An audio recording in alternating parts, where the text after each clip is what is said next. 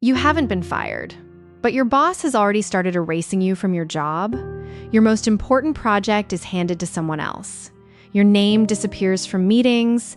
Every minor mistake is documented.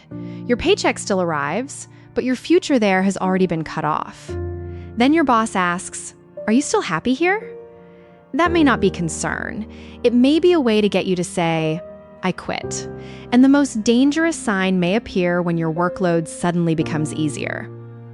On Monday morning, Melissa opened her laptop and found a work week that felt strangely light.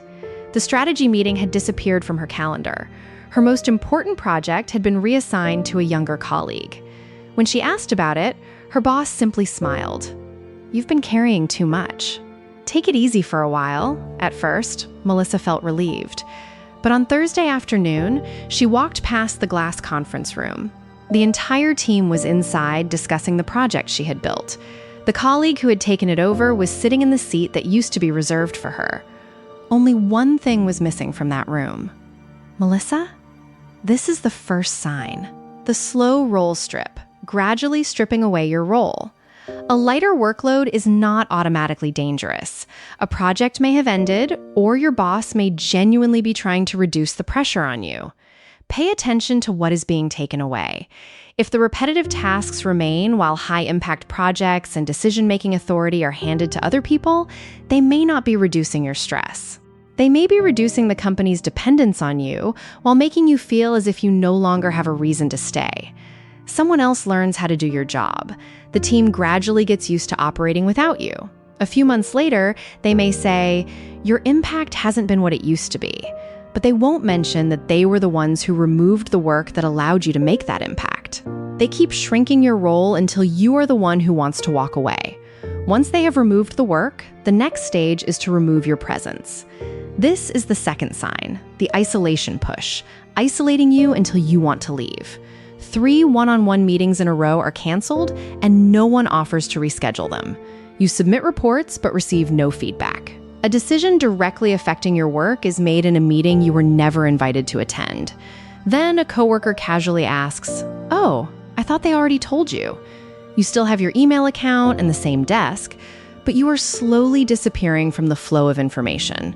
Without the right information, it becomes difficult to act at the right time. When you fall behind, they say you lack initiative. When you make a decision on your own, they ask why you failed to consult anyone. Almost any response you make can be interpreted against you. After enough time in isolation, quitting begins to feel like the only way out. That silence follows you home. You check your calendar, reread old emails, and wonder what everyone else knows that you don't. That is hypervigilance, a state of constant alertness caused by prolonged uncertainty. You can no longer tell which signals are normal and which ones are threats. You may feel compelled to defend yourself, confront your boss, or work twice as hard to win back your place. And that is often when the third sign begins. The paper trail setup, building a case against you. Before, your boss might have said, "Could you fix this number for me?" Now, one small mistake becomes an email with the subject line, "Performance concern," complete with the date, time, and hour copied in. After every conversation, your boss sends an email. To confirm what we just discussed, documentation is not automatically a trap. What matters is whether your boss has suddenly shifted from helping you solve problems to simply recording that those problems occurred. Which mistakes used to require a quick correction but are now labeled performance issues? Do the emails explain how you can improve, or do they simply preserve the most damaging version of the story? A legitimate paper trail creates a path toward improvement. A manufactured paper trail only collects mistakes and builds a narrative that can justify a decision later. Do not respond with an angry email or accuse the company of quiet firing you. Keep your response brief and fact-based. Thank you for the feedback. To make sure I address this correctly, could you please confirm the expected standard, specific examples of the current gap, and the deadline for meeting that standard? You do not need to win the argument. You need to turn vague expectations into something measurable. While the documentation keeps piling up, something else may quietly come to a stop.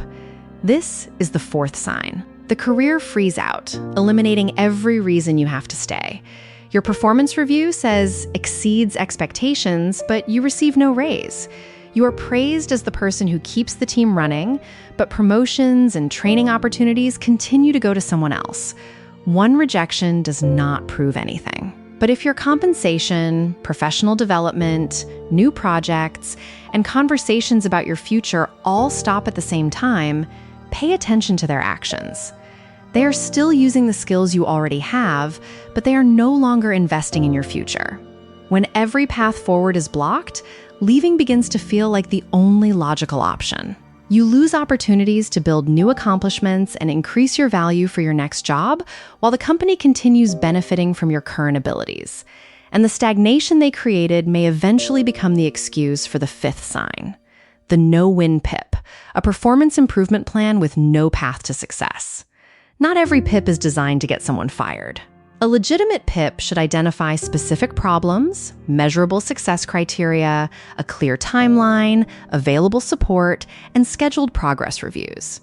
A dangerous PIP sounds more like this: be more proactive, demonstrate stronger leadership, improve your attitude, and fit with the team. No baseline, no metrics, no definition of what success looks like. You improve your speed, and they criticize the quality. You focus on quality, and they say you are too slow. You ask for guidance, and they document that you lack independence. That is called moving the goalposts. The finish line shifts every time you get close to reaching it. Do not try to win a vague game by working yourself into the ground. Force the rules to become visible. To make sure I fully understand the expectations, please confirm the success metrics, my current baseline, the target I am expected to reach, the deadline, the resources available to me, and the schedule for progress reviews. After every check-in, summarize what you completed, the results you achieved, any obstacles you encountered, and the support you requested. If they cannot define success, another 10 hours of work every week will not guarantee that they recognize it. The final sign does not appear in a warning email. It usually arrives during a surprisingly warm conversation. This is the resignation bait, the attempt to lure you into quitting on your own. Your boss invites you out for coffee. No har, no paperwork. Their voice is softer than usual. Are you really still happy here? I get the sense that this role may no longer align with where you want to go. Maybe you should take some time to think about what you truly want. If these questions appear after your responsibilities have been removed, information has been withheld, and a negative paper trail has been built, do not assume they are simply showing concern. They may already have made a decision about you. They just do not want to be the ones to say it out loud. They are inviting you to make the decision for them, so your departure can be framed as your voluntary choice. When your pride has been wounded, you may want to say, "If this company no longer values me, then I quit." That sentence may give you a sense of control for a few minutes, but it can also leave you with no paycheck, no health insurance, and a job search you were not prepared to begin. Do not make a long-term financial decision just to end one uncomfortable moment. Instead, you can say, "I remain committed to fulfilling my current responsibilities." If the company is considering a change to my role or employment status, please provide the specific proposal in writing so I can review it. After the meeting, send a follow-up email confirming the date, any changes that were discussed, and how you responded. Then do these 4 things. First, track the pattern for 2 weeks. Projects being reassigned, meetings you are removed from, changes to your access, and opportunities you are denied. One incident may simply be poor management. A series of events all moving in the same direction creates a much clearer picture. Second, turn ambiguity into specific questions. I'm no longer included in the meetings for Project X. How is my current role on this project now defined? Third, maintain a weekly wins log that records your projects, positive feedback, and measurable impact. Do not transfer confidential information or company documents to a personal device. Fourth, build your exit path. Update your resume, reconnect with your network, calculate your financial runway, conduct your job search on a personal device. If you suspect discrimination, retaliation, or a violation of your workplace rights, consider speaking with your union, the appropriate labor agency, or an employment attorney in your state. Once you begin asking for clarity, your boss may accuse you of being too sensitive, inflexible, or not the person you used to be.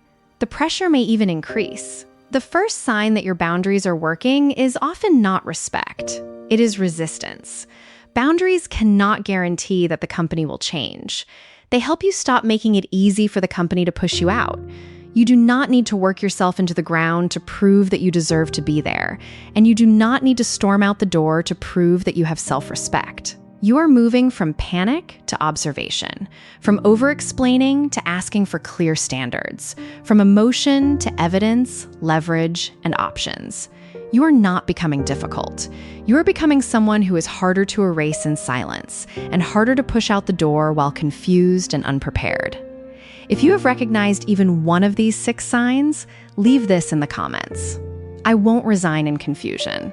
And if you want to build your career with greater clarity, stronger boundaries, and more choices, subscribe to You and Me at Work.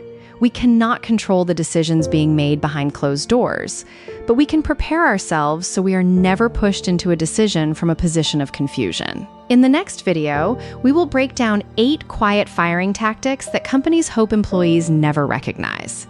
You may have already experienced some of them while telling yourself that you were simply being too sensitive. So if something at work has felt wrong lately, make sure you watch the next video. It may finally help you put a name to what you have been experiencing. Thank you so much for staying with me until the end. I'll see you in the next video.